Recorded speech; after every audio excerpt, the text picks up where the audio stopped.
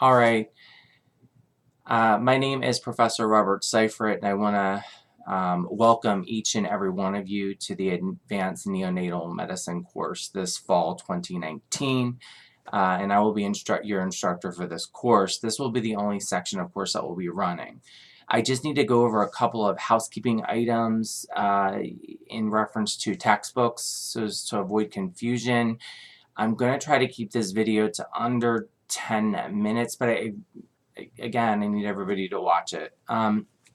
So as you go through the course, just a basic rundown of the course. As you go through certain modules, all right, I had to update them, and I have to let you know right now. Let's just cover this part of it. There's going to be two textbooks that are going to be used. The RTs, we're still going to let you use your textbook here that you currently have. All right, Brian Walsh's 4th edition, Neonatal and Pediatric Respiratory Care. And then CBT students will be using this version, the 5th edition, Neonatal and Pediatric Respiratory Care 5th edition. So that being said, the 5th edition, when an author releases, an update and then to a textbook, and then it goes into publishing, and then you have a new edition of a textbook. Typically, there's some minor changes. There'll be some updates to the information in the textbook, and that's proving to be the case between the 4th and 5th edition. So that being said, for my RT students, if there's information that I felt was relevant for you to know, so updated information, there's probably about 5 or 6 chapters in this new 5th edition textbook that have updated information, statistical information, treatment information that you'll need to know. For some of the quizzes that were rewritten in the course. So over the summer, I took some time and I rewrote a lot of the quiz questions to cater to both textbooks. So when you guys go in and take a test, most of the quizzes, tests are going to have a reference for both the 4th and 5th edition. So, but the answer will be relevant to both textbooks. I hope that makes sense to you. So I don't want anybody to stress about it. If I have a chapter that I have scanned into a module, that from the new 5th edition, and it'll clearly say in the module section, chapter 5, I'm sorry, module 5, chapter or whatever we're covering, updated textbook. RTs, I need you to refer to that for some of the quiz slash test questions, because you will be responsible for that information. So in other words, okay, I've scanned it into the course. That means you're responsible for the information, and I need you to know it. Okay, but this course is going to be a lot of fun. I made it a little bit more interactive. What I love, especially with Brian Walsh's textbooks, Dr. Walsh, he, with his information, he uses research throughout each chapter of his book to substantiate the information he presents throughout the textbook. I mean, a lot of research, a lot of resources. So what I love about our profession is we're incorporating a lot of we're incorporating a lot of evidence-based literature into our clinical practice these days.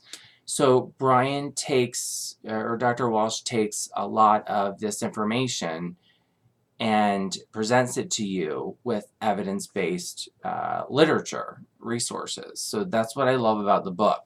Yes, everyone is familiar with, probably basic fetal development, antenatal assessment, ECMO, non-invasive versus invasive ventilation, congenital, heart anomalies, surgical disorders in the newborn.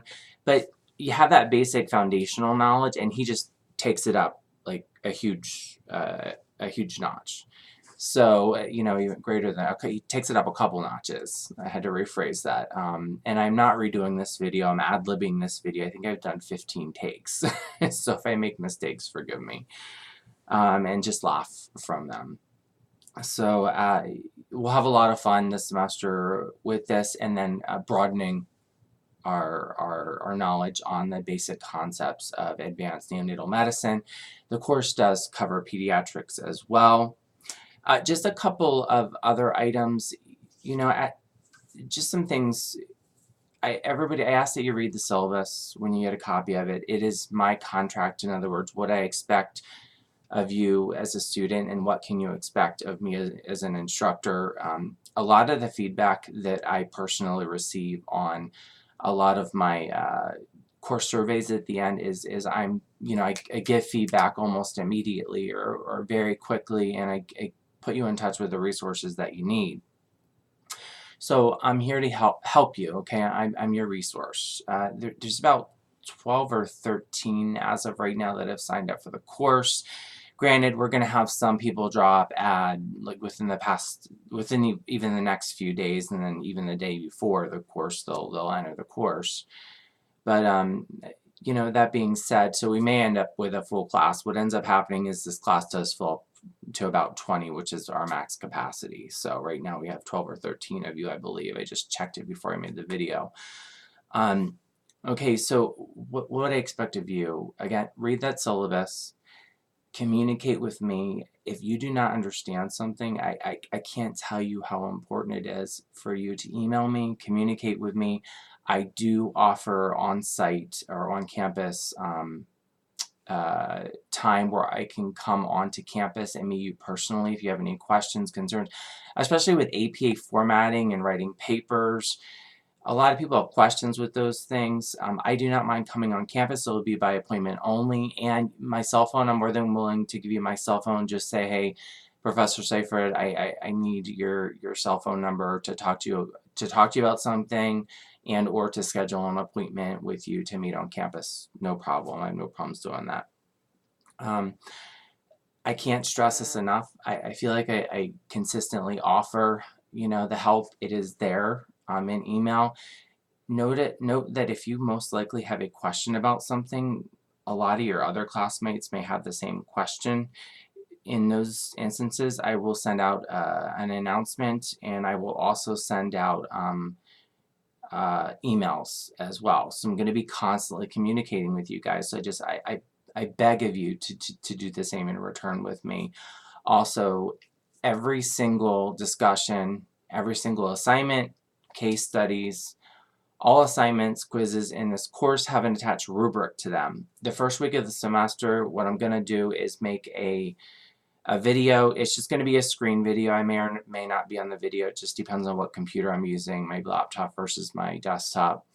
And I'll explain to you how to actually go in and view some of the rubrics, especially for the discussion assignments.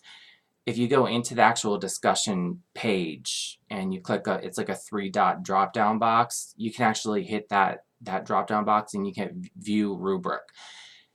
There's been some changes for each and every discussion. I am requiring you to utilize whatever textbook you have as a reference APA format in the discussion guidelines. It's part of the discussion guidelines quiz. It's in your information. I'm also requiring you to have an evidence-based, peer-reviewed journal article to substantiate your answers. It's all built into the new rubric within the discussion guidelines. Remember, respiratory therapy and medicine in general is about practicing evidence-based guidelines. So what does that mean? That we use evidence-based medicine, so we use literatures to substantiate our clinical practices today. So, that being said, again, anything you need throughout the semester, let me know. I also ask that if I communicate with you, that you please return my emails as well. If you're going to be late for an assignment, what's really important to know too is I need to know. There's a new Canvas. Canvas had some changes. We had some updates over the summer. It is built into my gradebook to start docking you on points, and you'll get an email I have it set up that it's going to send an email to you that you're docked X amount of points if you're late turning in a paper. The only way I excuse late assignments is if there is, of course, if there's an emergency situation that comes up, basically extenuating circumstances, and that has to be approved by me. If you go back past the date of the assignment, I'm automatically going to let the system dock you points in. That's going to be your start grade as your docked points. Because I hate doing this, and I sound like I'm being tough, and I don't like doing that, but if you're in your job and you have a project due and it's late, number one, for my job, if I don't turn something in, I mean, I run the risk of potentially getting written up and or termination for a project. That's not the case with academia, but the case is there are consequences in the real world in the event that you turn in something late. Again, if there's, you can only turn it in if there's extenuating circumstances. Technology, those excuses only run so far in my book.